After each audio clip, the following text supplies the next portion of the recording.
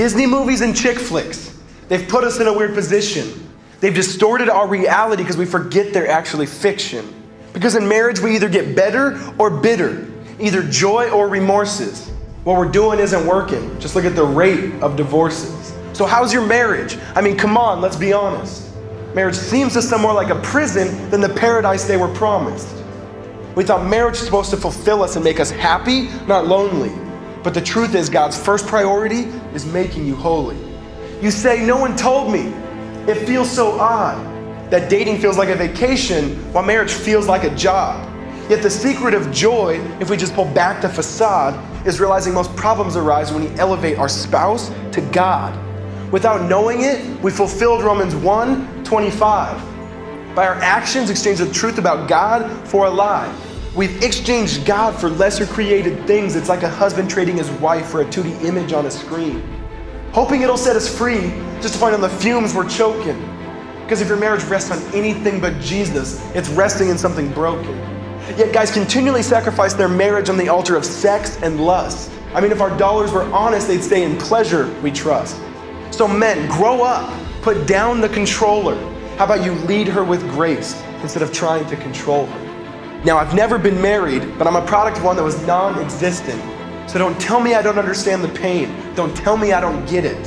So for the singles, become friends first before you ever become lovers. Pursue Jesus as your foundation before you get under the covers.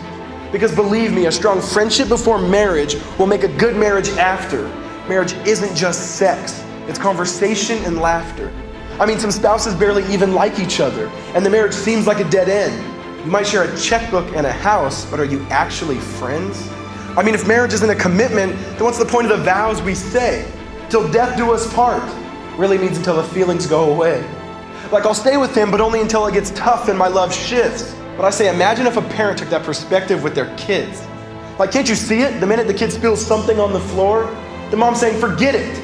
I don't even love you anymore. No, it's just like marriage. To last, you need the strength from above. Because it's not the love that sustains the promise, it's the promise that sustains the love. I mean, think about it. Out of anyone who's actually had the right to leave, God had every reason in the world, yet he still came for you and me. And on the cross, he paid it all, took our shame and set us free. When he could have called down legions of angels, he chose to stay on that tree. From the cross, he looks you in the eye and says, I'm taking this for my bride. When you trust in me, you no longer have to hide. Because of me, it is finished. You've been made new. You're spotless, you're blameless. There's no sin in you. Because his death was a proposal. He wanted you no matter the cost. Where some guys propose on a knee, Jesus proposed on a cross.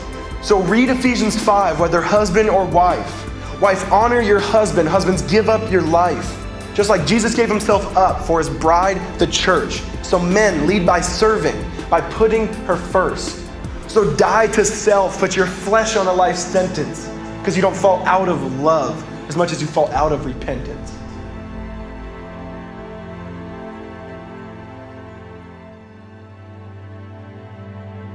So this poem essentially arose from one book, and it was by my pastor, Mark Driscoll, entitled Real Marriage. Now the book highlights and looks at marriage in a different light than most conferences and books do. It's real, it's gritty, and it's extremely honest. And so I want to push you guys to that resource in hopes that you'd be encouraged, in hopes that your marriage or your future marriage would be encouraged by Jesus and by the book. And also check out the website, marshill.com/real-marriage. And then also they're doing a book tour and a conference where they'll be having a sermon by Pastor Mark, a question and answer, and a great time to just highlight and look at the depths of what a marriage is and what it should be.